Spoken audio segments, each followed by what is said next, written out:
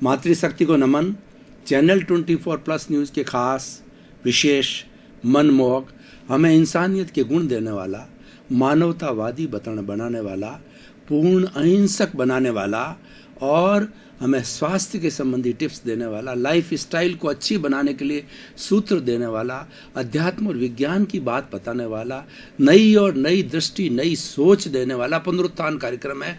आपका हार्दिक स्वागत है, अभिनंदन, सत्कार है। पुनरुत्थान कार्यक्रम के अंदर हम प्रतिदिन नए नए विषयों के साथ प्रवेश होते हैं। हर विषय सांगोपांग बनाया जाता है, होलिस्टिक बनाया जाता है और उसमें शोध परख सामग्री डाली जाती है ताकि हर वर्ग के लोगों को उस एपिसोड से अधिक लाभ मिल सके, शिक्षा मिल सके, गुण मिल सके, सूत्र मिल सके, ताकि कि वह अपना जीवन अच्छा बना सके। मनुष्य का जीवन अच्छा हो, मनुष्य के जो कुसंस्कार है हट करके सुसंस्कार बने, मनुष्य की नेगेटिव विचारधारा बदल करके पॉजिटिव विचारधारा बने, यही पुनरुत्थान कार्यक्रम का उद्देश्य है। इसी क्रम में आज का हमारा विषय एक सामाजिक विषय लेकर के हम आपके सामने प्रस्तुत हो रहे हैं। आज का विषय है बाल मजदूरी। भाई और बहनों, बहुत ही सुंदर विषय है और ये विषय करुणा से भरा हुआ है। ये विषय जो है बहुत संवेदनशील है, संवेदना से भरा हुआ है, इसीलिए हम इस विषय को बहुत अच्छी तरह से प्रस्तुत करेंगे। बालक होता है वो हमारे देश की धरोहर होता है और बालक ही कभी देश के अंदर जवाहरलाल नेहरू और जो नरेंद्र मोदी और उसके से इंदिरा गांधी और बड़े बड़े व्यक्तित्व तो बालक ही बनते हैं। अगर उनको प्रारंभ से ही सुसंस्कार दिए जाए, उनको अच्छी शिक्षा दी जाए, उनको अच्छी ट्रेनिंग दी जाए, उनको जो एक अच्छे ढांचे में डाला जाए, उनको सद्गुणों की प्रेरणा दी जाए, तो बच्चे हमारे देश का बहुत बड़ा नेतृत्व कर सकते हैं और वो देश के लिए देशभक्त बन सकते हैं और देश का नाम जो है ओलंपिक खेलों के अंदर और जो विश्व के पटल के ऊपर जो है वो अपना नाम जो है ऊंचा कर सकते हैं। इसीलिए बालकों पर बहुत ध्यान दिया जाना जरूरी होता है। बालक जो है एक खुली पुस्तक की तरह है, जो हम उस पर लिख देंगे वो संस्कार उसमें सुदृढ़ हो जाएंगे और पूरे जीवन भर वो संस्कार चलते रहेंगे। बालक एक खाली स्लेट की तरह है, स्लेट पे हम जैसा चाहें लिखना, अच्छा शब्द वाक्य लिखना चाहें वो भी लिखा जा सकता है, बुरा भी लिखा जा सकता है।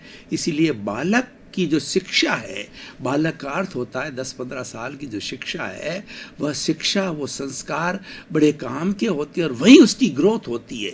14-15 साल का बालक होता है, पूर्ण ग्रोथ हो जाती है, धीरे धीरे वह ग्रोथ कम होती है, उसकी इंटेलिजेंसी बढ़ती है, उसका जो है व्यवहार जो है वो बढ़ता है और उसका अनुभव बढ़ता है। लेकिन जो सही समझ आती है वो 14-15 साल के जो है युवक के अंदर आ जाती है, 15 साल किशोर के अंदर आ जाती है। सही मायने में वो किशोर होता है। तो भाई और बहनों, दर्शकगण, श्रोतागण, आज हमारे समाज की क्या स्थिति है? समाज की स्थिति ये है कि बहुत से बालकों को उस उम्र के अंदर जो है बाल मजदूरी करनी पड़ती है। इसका मुख्य कारण ये है कि किसी के पिताजी की डेथ हो जाती है, किसी के माता की डेथ हो जाती है, उनका लालन पालन करने वाला नहीं होता है, उनकी आर्थिक स्थिति इतनी कमज़ोर होती है कि भाई बहन ज़्यादा होते हैं, तो वो मजबूर हो जाते हैं बाल मजदूरी करने के लिए। वह तो उसकी मजबूरी है, लेकिन समाज बड़ा होता है, समाज में सभी वर्ग के जगह के लोग होते हैं।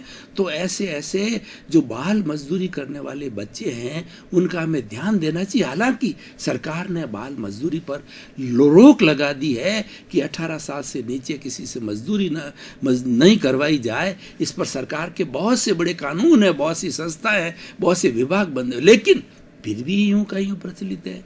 आज चाय की दुकान पे जाइए, आप होटलों पे जाइए, छोटे खोमचों पे जाइए और छोटे छोटे जितने भी जो ढाबे चलते हैं उन पे किसी पे भी चलते जाइए, आप देखें कि बर्तन साफ करने वाले बच्चे मिलेंगे, जूते साफ करने वाले बच्चे मिलेंगे और दूसरा बूट पॉलिश करने वाले ज़्यादातर बच्चे मिलेंगे और नाच कूद करने वाले, गाना बजाने वाले, अपने जो पेट भरने के लिए आपको ज़्यादा बच्चे मिलेंगे। हमें संवेदनशील होना चाहिए। हमारा समाज इतना समृद्ध है, समाज में बहुत कुबेर बैठे हैं, लेकिन संवेदनशीलता की कमी है, करुणा की कमी है। इसीलिए ये बाल मजदूरी की अवस्था आती है। और ये करुणा अगर समाज में रहे, समाज किसको कहते हैं? मनुष्यों के समूह को समाज कहते हैं। और मनुष्यों का समूह ऐसा होना चाहिए जिनका कि विकसित दिमाग होना चाहिए। जरूरी नहीं है कि हर व्यक्ति हर एक की मजदूरी करनी चाहिए, हर एक व्यक्ति हर एक की सहायता कर सकता है, लेकिन बहुत से सहायता की जानी चाहिए। हमारे समाज के अंदर कितना पैसा व्यर्थ जाता है, कितना आडंबर के अंदर जाता है, कितना वैष्णव के अंदर पैसा जाता है, और कितना आमोद प्रमोद के अंदर जो हमारा पैसा जाता है। हमें ऐसे बालकों के प्रति करुणा के भाव होने चाहिए और ऐसी संस्थाएं खोली जानी चाहिए कि इस तरीके के बालक जो अभावग्रस्त है, नहीं पढ़ पाते हैं, उनको अडॉप्ट करना चाहिए, उनको गोद लेना चाहिए और उनको पढ़ाई करानी चाहिए। और जब बच्चा अपने पाँव पर खड़ा हो जाता है तो वो सब कुछ कमाने लग जाता है, वो तो एहसानमंद होता है। बहुत से ऐसे बच्चे देखे गए हैं कि ऐसी स्थिति में उनको पाला गया, पोसा गया, या किसी ने जो है उनको जो है सहायता दी और वो आगे बढ़ गए, तो उन्होंने वो कर्ज सहित पैसा लौटाया और वो उनको अपना माँ बाप का दर्जा दिया, उस रूप के अंदर उनका सम्मान मिला। तो भाई और बहनों, दर्शकगण, श्रोतागण, हमें इस बाल मजदूरी के जो है कुछ कारणों को और निवारण की तरफ ध्यान देना चाहिए। कारण तो मैंने बताया कि कहीं न कहीं अभाव की स्थिति होती है। जब ऐसा कारण होता है, पेरेंट्स भी चला करके अपने बच्चे को बाल मजदूरी के लिए नहीं भेजते हैं, वो उसको पढ़ाते हैं। आज पढ़ाई के प्रति बहुत जागरूकता है। हर पेरेंट्स चाहता है कि मैं कष्ट उठा लूँगा लेकिन मेरा बच्चा पढ़ना चाहिए, क्योंकि बच्चों की खुशी के अंदर उनकी खुशी होती है और वो अपना जीवन का, पूरे जीवन का त्याग, अपनी सुख सुविधाओं का त्याग अपने बच्चों के लिए करते। ये सामान्य परंपरा है, ये हमारे भारत के फैमिली सिस्टम के गुण हैं। ये फैमिली सिस्टम की विशेषता है कि पेरेंट्स अपना बच्चों पर बहुत ध्यान देते हैं, और खासकर उनकी माताएं होती है, वो स्वयं ट्यूशन करवाती है और जो उनको टाइम से स्कूल भेजती है, तैयार करती है। और माता जो होती है वो बच्चे को 15 साल तक जो है अच्छी तरह से लालन पालन करने में फादर की रोल की बजाय माता का रोल बहुत ज़्यादा। इसीलिए माता को बच्चे की प्रथम पाठशाला कहा जाता है कि बच्चा माँ के पास के अंदर बचपन में ज़्यादा रहता है और वो वहीं से माँ के संस्कार लेता है, माँ के गुण लेता है। आप उठा करके, आप पूरा इतिहास उठा करके देख लीजिए कि ऐसे जितने महापुरुष हुए हैं, शिवाजी हुए हैं, महात्मा गांधी हुए हैं, किन किन का नाम लूँ, ऐसे सभी बहुत से महापुरुषों के अंदर उनकी माताओं का बहुत बड़ा रोल रहा है उनको आगे बढ़ाने में, सुसंस्कारी बनने में। क्योंकि ये जो किशोर अवस्था में दिए गए संस्कार होते हैं, ये स्थायी संस्कार होते हैं। इसका संस्कार लेने का समय 15 साल 18 साल तक का ही समय होता है, उसमें सुसंस्कार दिए जाने चाहिए। और उस वक्त के अंदर कुछ ऐसी बाल मजदूरी की अवस्था चली जाती है, उन बच्चों का मस्तिष्क नहीं होता है, उनको समझ नहीं होती क्या अच्छाई और बुराई होती है। ऐसे लोगों को जो है वो ऐसे बदमाश लोग होते हैं, ऐसे गिरोह वाले लोग होते हैं कि वो गलत रास्ते के अंदर डाल देते हैं, वो ड्रग के अंदर डाल देते हैं, अपराध के अंदर डाल देते हैं, हिंसा के अंदर डाल देते हैं, मिलावट के अंदर डाल देते हैं, प्रोस्टिट्यूशन के अंदर डाल देते हैं और उनका जीवन बर्बाद कर देते हैं। स्वार्थों के, अपने स्वार्थ के लिए, अपने चंद रुपयों के लिए, चंद टुकड़ों के लिए उन बेचारों का भविष्य खराब कर देते हैं। वो सारा वो एक बाल मजदूरी के रूप के अंदर आता है। तो भाई और बहनों, दर्शकगण, श्रोतागण, ये एक बहुत बड़ा सामाजिक इश्यू है, इसके ऊपर हमें बहुत गहराई से चिंतन करना चाहिए। और वास्तव के अंदर अगर हम भगवान की भक्ति करना चाहते हैं, परोपकार करना चाहते हैं, ये बहुत सुंदर विषय है। और ऐसे विषय प्राय मिल जाते हैं, गाँव में मिल जाते हैं, शहर में मिल जाते हैं। लोग, अनाथ भी उसी का पार्ट है। अगर अनाथ व्यक्ति को सही जगह कर अगर वो अनाथ के इंस्टीट्यूशन में चला जाता और सही गाइडेंस मिलता है तो बच्चा आगे बढ़ता रहता है। लेकिन वो हर एक पहुंच भी नहीं पाता है। और ऐसे अगर अनाथ में पहुंच भी जाता है तो ऐसे लोगों को विकास की सुविधाएं वहाँ नहीं मिलती है। ठीक है, वहाँ पे उनका इतना संरक्षण हो जाता है कि भरण पोषण होता है, मरता नहीं है बच्चा, यहाँ की स्थिति आ जाती है। लेकिन उसको सुविकसित करने के लिए, उसको आगे बढ़ाने के लिए बहुत से टैलेंट होते हैं। और ये देखा गया है, जो बेचारे बच्चे अभावग्रस्त होते हैं, तकलीफ में होते हैं, उस तकलीफ से वो बहुत सीखते हैं और वो बड़े अनुभवी बन जाते हैं। और वो आगे जाकर के, उनको अगर सही गाइडेंस ऐसे अभावग्रस्त लोगों को दिया जाए तो वो आगे जाकर के बहुत अच्छे नागरिक के रूप के अंदर आ सकते हैं। तो भाई और बहनों, दर्शकगण, श्रोतागण, हमें इसके बारे में बहुत जागरूक रहना चाहिए। और ख़ास तौर से हमारे स्वयं के जो प्रतिष्ठान हैं वहाँ पर बाल मजदूरी न करा करके ऐसे बच्चों को गोद लेकर के, स्कॉलरशिप दे करके और उन्हें पढ़ाना चाहिए, लिखाना चाहिए। ठीक है, आपने उसको बाल मजदूरी के लिए बुला भी लिया जाए तो उसका सारा समय पढ़ाई पे लगाइए और उसको देखिए, उसकी भोजन की व्यवस्था देखने करने की व्यवस्था उसमें कीजिए। ये ईश्वर नर की सेवा नारायण की सेवा होती है, ये वास्तव के अंदर बहुत बड़ी सेवा होती है। जैसे कि हम वृद्धजनों की सेवा करते हैं, क्योंकि उनका शरीर जो है अशक्त हो जाता है, वो ज़्यादा जो है कठिन कार्य कर नहीं पाते हैं और उन्हें कई बीमारियां हो जाती, तकलीफ़ें हो जाती है, शरीर में अकड़न जकड़न हो जाती है और उनकी जो कहना चाहिए मेधा भी कम हो जाती है, सोचने की शक्ति कमज़ोर हो जाती है, इंद्रिय कमज़ोर हो जाती है। तो हम वृद्धाश्रम में वगैरह जो है उनका बहुत सार संभाल करते हैं। उसी तरीके से बच्चों की भी सार संभाल की जानी चाहिए और ख़ास तौर से बाल मजदूरी है, इनके ऊपर हमें बहुत ही ध्यान देना है। सरकार बहुत कर रही है, लेकिन चोरी छुपके अभी भी बहुत चल रहा है और सरकार बेचारी क्या करे। सरकार के पास में तो जब कोई भी चीज़ पहुंचती है, शिकायत पहुंचती है, तब वो विजिलेंट होती है, तब वो कार्रवाई करती है और उसके बाद में पनिशमेंट वगैरह की सारी नियमानुसार कार्रवाई होती है, लेकिन वो हर अवस्था में पहुँचती नहीं है। शहर बहुत बड़ा होता है और आजकल मेट्रोपॉलिटन सिटी में क्या क्या होता है वो हर एक सरकार इस तरह पूरी नज़र नहीं दे सकती है। वो तो हमारी सामाजिक जागरूकता होनी चाहिए और ये सामाजिक बहुत बड़ा मुद्दा है, इस मुद्दे पर ध्यान देना चाहिए। और भारत के अंदर हमारे 125 करोड़ की जनता है, तो ये अहम मुद्दा है और ये प्राय देखा गया हर जगह पर। तो हमें इसके बारे में गहन चिंतन करना चाहिए और जो लोग उसकी सबसे बड़ी बात है कि उसमें संवेदना हमारे पैदा होनी चाहिए, हमारे में करुणा की भावना पैदा होनी चाहिए कि हम अपने स्वयं के जो है आमोद प्रमोद के अंदर स्वयं के खर्चे के अंदर कटौती करके ऐसे बालकों का हम पोषण करेंगे। और ये कोई बहुत बड़ी बात नहीं है। कुबेरपति होते हैं, कितना पैसा धन दौलत उनका ऐश में, आराम में, एसी के अंदर और मौज में, मस्ती के अंदर और फ्लाइट के अंदर, इधर कितना कितना पैसा और शादियों के आडंबर के अंदर, पार्टियों के आडंबर के अंदर कितना कितना करोड़ों रुपया पानी की तरह बहाते हैं। अगर मैं आपको एक उदाहरण देना चाहता हूँ कि हमने आडंबर करके शादी के अंदर और अपनी बेटी की शादी में, बेटे की शादी में करोड़ों रुपए का आडंबर किया, बड़ा टेंट लगाया, बड़े बड़े लोगों को होटलों, 5 स्टार होटलों के अंदर रुकाया और बड़ा बड़ा महंगा महंगा भोजन दिया। आप देखिए तो उससे क्या होगा, उससे करोड़ों रुपए खर्च हो जाते हैं। उससे तो अच्छा है कि आपको शादी करनी है, सामाजिक प्रथा है, तो ये हमारा एक सामाजिक नियम है। तो आप साधारण से जो वरमाला जो है पहना करके एक टाइम का अच्छा सादा खाना दे दिया और न होटलों में रुकाने की व्यवस्था, न कोई बात है, तो वो देखिए वो कितना पैसा, करोड़ों रुपए बचता है। एक का नहीं है, ऐसे हजारों लोग, लाखों लोग हर शहर के अंदर कर रहे हैं, हर गांव में। आजकल तो आडंबर इतना बढ़ गया है कि जिसकी कोई हद नहीं है। और वो अगर पैसा हम सामाजिक दृष्टि से देखें कि एक गाँव के अंदर इस तरीके का पैसा, करोड़ों रुपए एक छोटे से गाँव के अंदर इकट्ठे हो सकते हैं, शहर में तो अरबों रुपए इकट्ठे हो सकते हैं। तो ऐसा पैसा, ऐसा एक चैरिटेबल ट्रस्ट बने कि वो ट्रस्ट ऐसे लोगों की जो बाल मजदूरी करने वाले हैं उनको सहयोग किया जाना चाहिए। तो मेरी तो ये मानसिकता, और मैं करता भी हूँ, जितने मेरे पास में साधन हैं, मैं अपने जीवन को बहुत सादगीपूर्ण रख करके, जो कुछ भी व्यर्थ खर्च नहीं करके जो बचत बनती है, मैं ये हमेशा ये सोचता हूँ कि लूले लंगड़े, अपाहिज, मूक, बधिर और जो अनाथ है, विधवाएं हैं और जो अभावग्रस्त है, जो गौशाला है, उनको कहीं न कहीं रूप में हेल्प की जाए, उससे बड़ा सुकून मिलता है। ये तो बात चल पड़ी, मैं मेरी प्रशंसा की बात नहीं कर रहा हूँ, ये तो बात चल पड़ी, उससे बहुत सुकून होता है। आप स्वयं करके देखिए, आप किसी दिन 10,000 रुपये मामूली सा किसी को डोनेशन दीजिए, गौशाला को डोनेशन दीजिए और उसी दिन आपको 1 लाख रुपए का जो लाभ हो गया।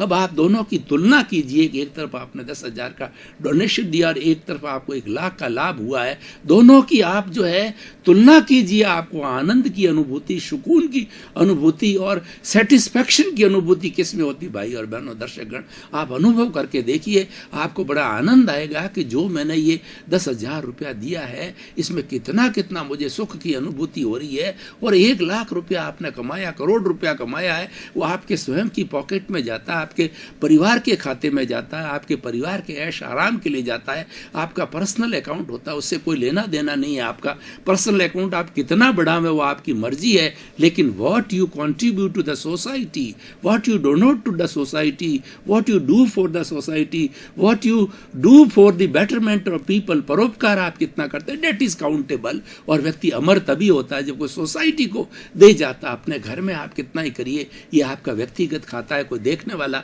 नहीं है। इसीलिए हमेशा जो है व्यक्ति को सोसाइटी की तरफ ध्यान देना चाहिए कि मेरा सोसाइटी में कंट्रीब्यूशन कैसा हो। तो मैं कहना चाहूँगा भाई और बहनों, दर्शकगण, श्रोतागण, अब मैं इस पूरे टॉपिक को जो है आज की निष्कर्ष की भाषा में या इस एपिसोड को जो है मैं कसौटी पर कसना चाहूँगा। तो मैं आपको डाटा के साथ बताना चाहता हूँ कि आज ये बाल मजदूरी हमारे हिंदुस्तान के अंदर बहुत ज़्यादा हो रही है और बच्चों को मजबूर होना पड़ रहा है क्योंकि उनके पास में साधन नहीं है, उनके घर की ऐसी स्थिति नहीं है, घर में माता पिता कईयों के पालन पोषण करने वाले नहीं होते हैं, गाइडेंस देने वाले नहीं होते हैं और बेचारे वो मजबूर हो जाते हैं। छोटा बच्चा जो कि कलम पकड़ना चाहिए वो जाकर के जो है वो झूठे बर्तन मांजता है और होटलों के ऊपर जो करता है और किसी की डांट खाता है, किसी की मार खाता है और कैसा कैसा वो कितना करुणा का दृश्य होता है। क्या हम अपने बच्चों के साथ ऐसा करते हैं? कभी नहीं करते। हम अपने बच्चों को कलेजे का टुकड़ा मानते हैं, उनको हर तरह की सुविधा ऐश आराम उनको मुहैया कराते हैं। तो वो भी हमारे समाज का बच्चा है। तो समाज को इसके बारे में सहृदयता लानी चाहिए, संवेदनशीलता लानी चाहिए, उनमें करुणा की भावना होनी चाहिए क्योंकि बच्चा हमारे समाज का है।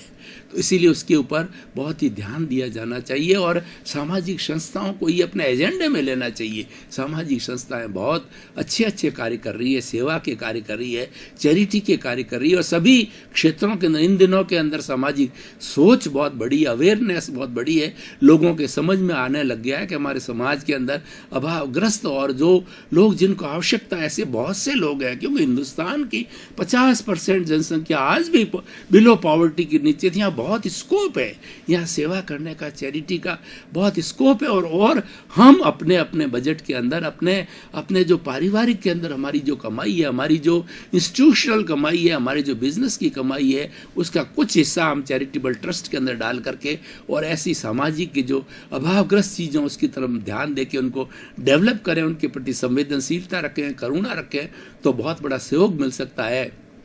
और भाई और बहनों, दर्शकगण, श्रोतागण, समाज में सारे एक से नहीं होते। बहुत तो कुबेरपति होते हैं, बहुत है वो मध्यम वर्ग के लोग होते हैं, जैसे तैसे करके अपना काम चलाते हैं। मध्यम वर्ग के लोग संख्या के अंदर बहुत ज़्यादा है और एक बेचारे निम्न श्रेणी के होते हैं जिनको 2 जून की रोटी भी नहीं मिलती है और उनमें से ये बाल मजदूरी आती है। तो हमें इसके ऊपर संवेदनशीलता होनी चाहिए और इस पर ध्यान तभी दिया जाएगा कि हमारे चित्त में करुणा की भावना आनी चाहिए, संवेदनशीलता की भावना आती। जो चीज धार्मिक व्यक्ति वह होता है जो करुणाशील होता है, वो संवेदनशील होता है और समाज के अंदर जहाँ हमारा अभावग्रस्त का काम चल रहा है उनकी सेवा के अंदर अपना योगदान देता है, तन की सेवा करता है, मन की सेवा करता है, धन की सेवा करता है। इसीलिए हमारे समाज के अंदर सेवा को बहुत बड़ा ऊंचा स्थान दिया गया है कि सेवा एक अमृत है, सेवा एक संजीवनी है, सेवा एक व्यक्ति को जो है अमर बनाने वाली जो स्थिति होती है। आप कितना ही घर के लिए करते जाइए, करोड़ों अरबों रुपए करके छोड़ के चले जाइए, फैक्ट्रियां खड़ी कर दीजिए, अटालिकाएं खड़ी कर दीजिए, लेकिन